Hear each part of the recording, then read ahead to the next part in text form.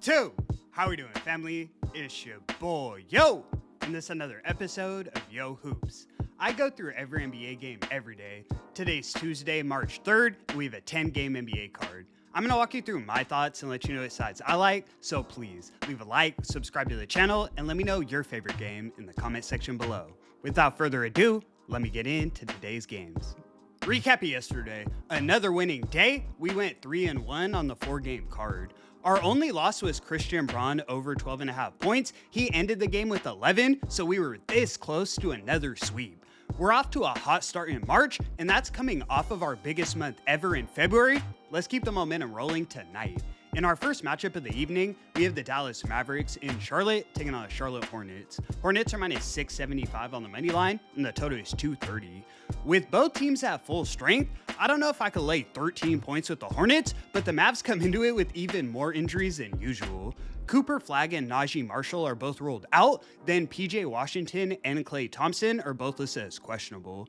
This is still a pretty big number, but I can't deny the fact that at this point in the season, the Hornets are the most profitable team in the league. They're currently 38-23 against the spread, now 2 games ahead of the Suns. That's impressive. Against a banged up Mavs, I think we can trust them at home. I'm taking the Hornets laying the 13 as my first selection of the evening. In our next matchup, we have the Detroit Pistons in Cleveland taking on the Cleveland Cavaliers. Pistons are minus 140 on the money line, and the total is 228.5. It looks like Cleveland will be without their best player in Donovan Mitchell. That being said, I'm still rocking with the Cavs. Cade Cunningham is one of my favorite players in the league, but outside of him and Jalen Duren, the Pistons don't have a bunch of bucket getters. I know guys like Duncan Robinson and Tobias Harris have showed up in spots, but I've been watching these guys for years, and if there's one thing I can guarantee, they're inconsistent. Jared Allen and Mobley are both playing, so the Cavs should have presence in the paint, and I trust James Harden to run an offense, especially when he's surrounded by shooters. I know it's not the most popular play, but I'm taking the Cavs plus a 2.5 as my next selection of the evening. In our next matchup, we have the Washington Wizards in Orlando taking on the Orlando Magic. Magic are minus 1,400 on the money line, and the total is 228. The Wizards come into this one on the second leg of a back-to-back, flying from Washington, D.C. to Orlando. They got the cover last night against the Rockets, which we were on, and I was surprised to see that none of their guys ended up playing 30 minutes. Rest shouldn't play too much of a factor, but regardless, I see them getting their asses kicked tonight. I know the Magic have been disappointing, only winning 2 of their last 5, but what better spot to blow somebody out than at home against the Wizards? Yeah, 16 is a big number, but the Wizards have been losing by more than that all season, including in 3 of their last 5 games. I'm taking the Magic laying the 16 as my next selection of the evening. In our next matchup, we have the Brooklyn Nets in Miami taking on Miami Heat. Heat are minus 700 on the money line, and the total is 225.5.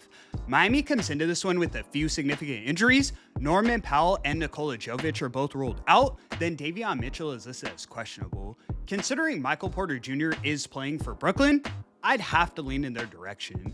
I can't say I see a huge edge either way, but I don't want to lay 14 points without the Heat's best player. I'll lean to the Nets plus a 13 as my next selection of the evening. In our next matchup, we have the New York Knicks in Toronto taking on the Toronto Raptors. Knicks are minus 140 on the money line, and the total is 222.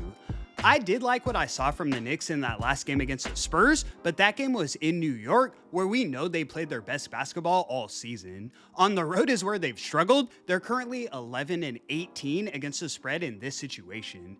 The level of talent on the floor is comparable, but I like the motivation factor for guys like Emmanuel Quickley and RJ Barrett. You traded us away to Toronto and now we're hooping? Yeah, I think that's the extra fire that gets them the outright win in Toronto. I'm taking the Raptors plus a 2.5 as my next selection of the evening.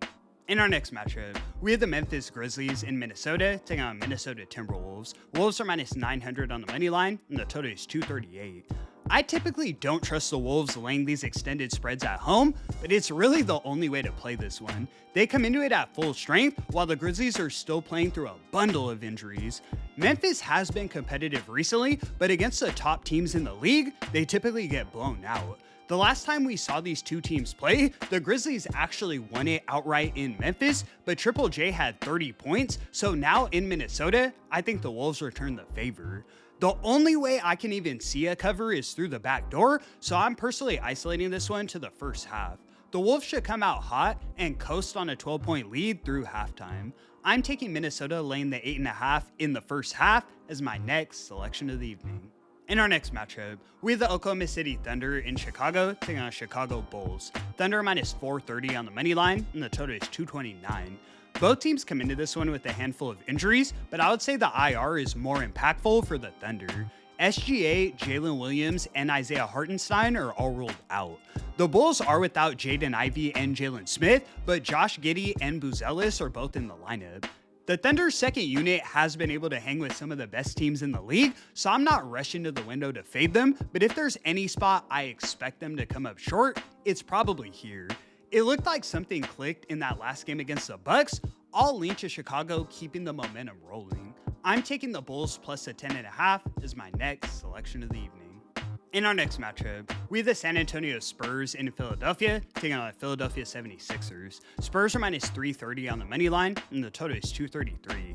One thing I've noticed about Philly is they typically play their best basketball on the road. At home, they're just 4-17 against the spread.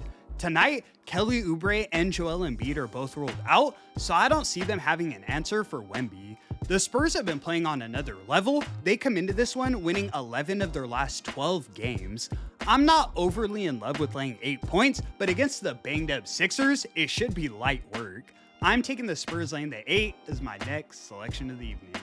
In our next matchup, we have the New Orleans Pelicans in Los Angeles taking on the Los Angeles Lakers. Lakers are minus 370 on the money line, and the total is 242.5. You guys already know I'm not bought in on the Lakers. Sure, I was impressed by their last couple wins, but let's keep in mind, those were against the Kings and the Warriors without Steph. I always mention Luka is probably the best player in the league, but the rest of their lineup is mid. Marcus Smart and Jake LaRavia are not getting me dominant wins over guys like Sadiq Bey and Trey Murphy. The Lakers might even get out to a big lead early, but in my mind, they aren't winning this game by double digits. I'm taking the Pelicans plus a 9 and sprinkling on the money line as my next selection of the evening. In our next matchup, we have the Phoenix Suns in Sacramento taking on the Sacramento Kings. Suns are minus 380 on the money line, and the total is 223. I was a little concerned with the Suns when Dillon Brooks went down, but I like how they look with Devin Booker back in the lineup. They're still the second best team in the league against the spread, and they're coming off an upset win against the Lakers. The Kings are showing me no signs of life, and it also doesn't bode well that now Keegan Murray is out again with a sprained left ankle. I can't trust Westbrook and DeRozan to get it done anymore. I'm taking the Suns laying the 9.5 as my last and final selection. And that's going to conclude today's video. Thank you so much for tuning in, guys. Another hot start to the month. Let's keep the momentum rolling. I appreciate the support so much. I do this every day for free, so please leave a like and subscribe to the channel. It's your boy, Yo! And until the next one, I'm gonna catch y'all. Peace.